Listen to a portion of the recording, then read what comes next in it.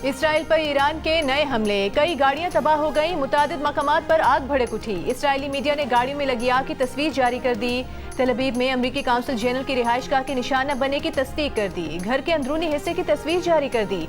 पासदारान इनकलाब का कहना है कि फैसलाकुन हमलों में पूरे खित्ते में दुश्मन के अहदाफ को निशाना बनाया है।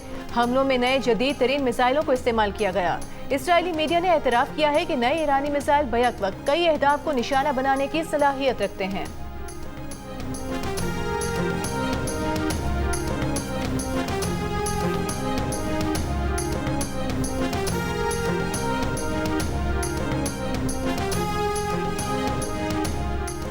ईरान के शहर इस्फहान में अमरीकी और इसराइली मिसाइलों के हमले, 15 अफराद शहीद। शिराज में भी रिहायशी इलाके को निशाना बनाया गया। हमलों से ईरान के खलाई रिसर्च मरकज को भी नुकसान पहुंचने की इतलात।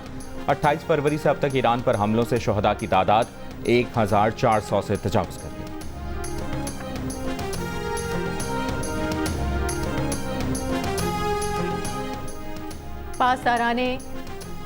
ईरान का पासदारान इनकलाब का 10 मिसाइल और ड्रोन से इमारात में अमरीकी फ़ज़ाई अड्डे और सऊदी अरब में अलखर्ज में अमरीकी फोर्सेस पर मिसाइल हमले का दावा। सऊदी वज़ारत दिफा का कहना है कि अलखर्ज की जानिब आने वाले 6 बैलिस्टिक मिसाइलों को रोक लिया गया था। कुवैत के बैनुल-अक़वामी हवाई अड्डे पर ड्रोन हमले में रेडार सिस्टम को नुकसान पहुंचा। सऊदी अरब ने 10 और कुवैत ने 5 ड्रोन तबाह कर दिए। बगदाद में अमरीकी फौजी अड्डे पर ड्रोन हमला, कॉम्प्लेक्स के बाहर बड़ी आग भड़क उठी। इराक के शहर अरबिल में ड्रोन हमले के बाद ऑयल रिफाइनरी में आग लग गई। लेबनान से हिज़्बुल्लाह ने इसराइल पर दर्जनों रॉकेट दाग दिए।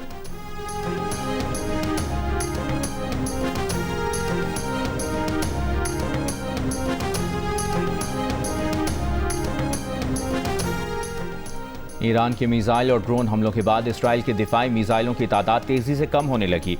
अमरीकी न्यूज़ वेबसाइट के मुताबिक इसराइल ने अमरीका को बताया कि उसके पास बैलिस्टिक मिसाइल इंटरसेप्टर्स बहुत कम रह गए हैं। अमरीका इसराइल की कम इंटरसेप्टर सलाहियत से महीनों से आगाह है। इसराइल ने मिसाइल इंटरसेप्टर्स की कमी पर अमरीका से मदद मांगने की तरदीद की है। अमरीका ने जुमे को ईरान पर हमले रासल खैमा और दुबई के करीब से किए। ईरानी वज़ीर ख़ारिजा अब्बास अराग़ची का इल्ज़ाम, कहा ईरान पर तेज़ रफ्तार मिसाइल सिस्टम से हमले किए गए। ईरान इन हमलों का जवाब देगा, लेकिन इस बात का ख्याल रखेगा कि शहरी आबादी को नुकसान न पहुँचे।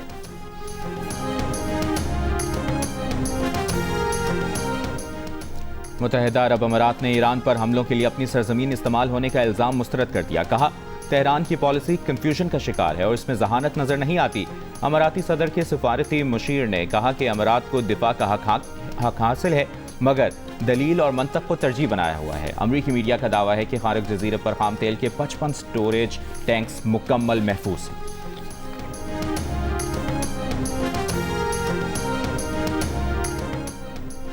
इसराइली वज़ीर आज़म नेतन्याहू मंजरनामे से गायब। ईरान से जंग के दौरान प्रेस कॉन्फ्रेंस या वीडियो खिताब में नुमाया तौर पर नजर नहीं आए।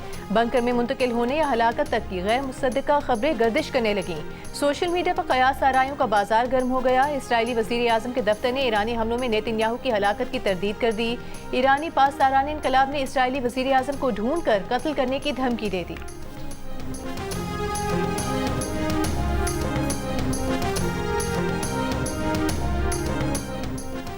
ईरान का अमरीका पर फॉल्स फ्लैग ऑपरेशन के लिए शाही ड्रोन्स की कॉपी इस्तेमाल करने का इल्ज़ाम। ईरानी मीडिया के मुताबिक ईरान ने इलाकाई ममालिक को अमरीकी फॉल्स फ्लैग ऑपरेशन से खबरदार कर दिया। ईरान की कौमी सलामती के मुशीर अली लारेजानी का कहना है कि सुना है एप्स्टीन टीम की वाक़यात ने 9/11 जैसा वाक़या करने और इल्ज़ाम ईरान पर लगाने की साजिश तैयार की है। ईरान बुनियादी तौर पर ऐसे दहशतगर्द मंसूबों का मुखालिफ है। ईरान की जंग अमरीकी आवाम के साथ नहीं है।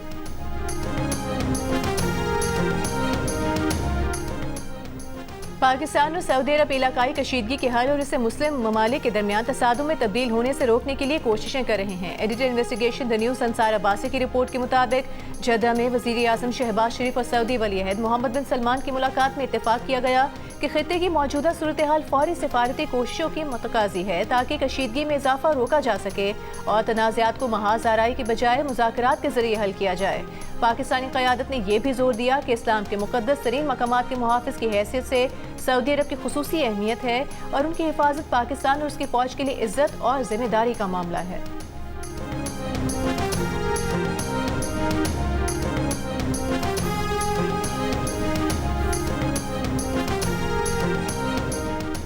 वज़ीर-ए-आज़म शहबाज शरीफ ने कहा है कि आलमी सप्लाई चेन्स मुतासर होने से खित्ते में पाकिस्तानी मसनूआत की बरामद की इस्तेदाद बढ़ी है। खलीजी ममालिक को दरकार अशाया ख़ुरनोश की फराहमी और उनके ग़िज़ाई तहफ़्फ़ुज़ का ख्याल रखा जाए और वहाँ बरामदात के लिए जामे लाहेअमल तश्कील दिया जाए। इजलास में बताया गया कि मुल्क में अशाया ख़ुरनोश का वाफ़िर ज़ख़ीरा मौजूद है।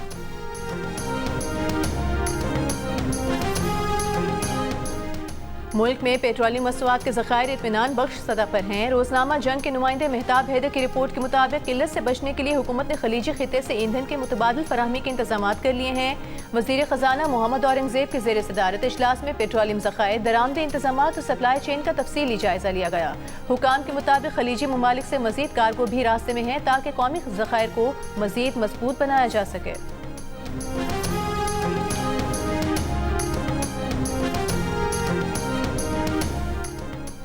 सदर आसिफ अली जरदारी से वज़ीर दाखिला मोहसिन नकवी और चेयरमैन MQM खालिद मकबूल सिद्दीकी की मुलाकात। मुल्क की दाखिली सलामती की सूरत हाल और अमन अमान से मुतल्लिक़ उमूर पर तबादला ख्याल किया गया। ऐवान सदर से जारी एलामिया के मुताबिक मुलाकात में सदर ने दाखिली सलामती को मजबूत बनाने और आवाम के तहफ़्फ़ुज़ को यकीनी बनाने की अहमियत पर जोर दिया।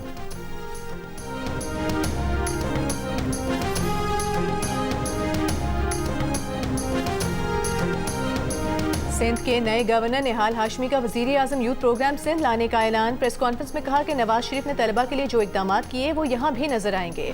हम अगर कहें कि 6 माह का कोर्स है तो 6 माह में डिग्री मिलेगी, प्रोपेगेंडा नहीं करेंगे। हमें ये गवर्नर हाउस किस हाल में मिला है आप सब ने देख लिया।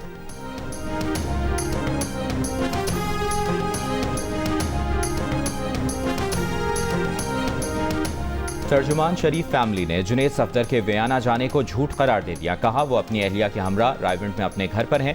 जुनेद सफदर फेक न्यूज़ फैलाने वालों के खिलाफ कानूनी कार्रवाई का हक रखते हैं। पंजाब की सीनियर वजीर मरियम औरंगजेब ने कहा कि हुकूमत पंजाब के सरकारी तैयारे से मुतालिक मन घड़त कहानियाँ फैलाई जा रही हैं। हुकूमत पंजाब ने फैसला किया है कि मुहिम के खिलाफ अदालतों से रुजू किया जाएगा।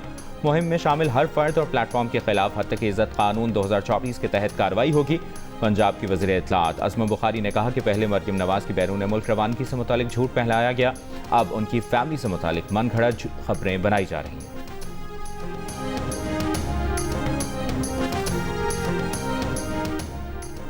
वज़ीर आज़म शहबाज शरीफ ने ईद उल फितर पर 2 छुट्टियों का ऐलान कर दिया। 20 और 21 मार्च को ईद उल फितर की छुट्टियां होंगी, नोटिफिकेशन जारी।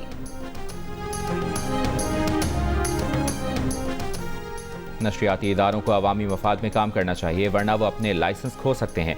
अमेरिका के फेडरल कम्युनिकेशन कमीशन के चेयरमैन ने कहा है कि जो नशरियाती इदारे खबरों को तोड़ मरोड़ कर या अफवाहों को चलाते हैं उनके पास लाइसेंस की तजदीद से पहले ठीक होने का एक मौका है। रास्ता बदलना उनके अपने हक में है क्योंकि मीडिया पर अवामी एतमाद 9% रह गया है। मीडिया पर एतमाद वापस लाना बहुत ज़रूरी है। बदलने का वक्त आ गया है।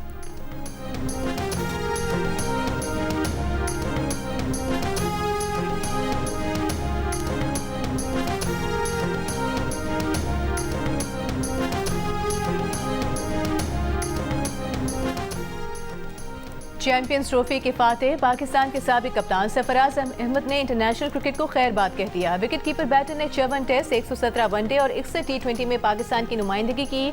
100 इंटरनेशनल मैचेस में कप्तानी भी की। इंटरनेशनल क्रिकेट से रिटायरमेंट के ऐलान के बाद पाकिस्तान क्रिकेट टीम के साबिक कप्तान सरफराज अहमद की पाकिस्तान क्रिकेट बोर्ड के चेयरमैन मोहसिन नकवी से मुलाकात। मोहसिन नकवी ने पाकिस्तान क्रिकेट के लिए सरफराज अहमद की खिदमत को सराहा और कहा कि पाकिस्तान क्रिकेट आपके तजुर्बे और सलाहियतों से इस्तिफादा जारी रखेगी।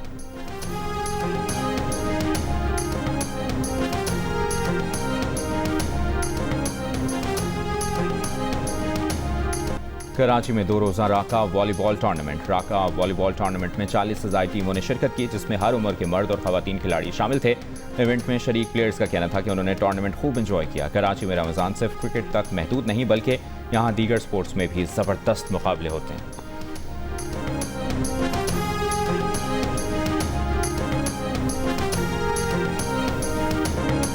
और तीसरे एक रोजा मैच में बांग्लादेश का पाकिस्तान को जीत के लिए 291 रन का हदफ। ओपनर तंजीद हसन ने 107 रन की इनिंग्स खेली, 6 चौके 7 छक्के लगाए। तौहीद ने 48 रन पर नाकाबिले शिकस्त रहे वो। लिटन दास ने 41, सैफ हसन ने 36 रन बनाए। हारिस रऊफ ने 3, अबरार अहमद और शाहीन आफरीदी ने एक विकेट हासिल की। पाकिस्तान ने 3 विकेट के नुकसान पर 42 रन बना लिए। मैच जियो सुपर से बराह रास्त नशर किया जा रहा है।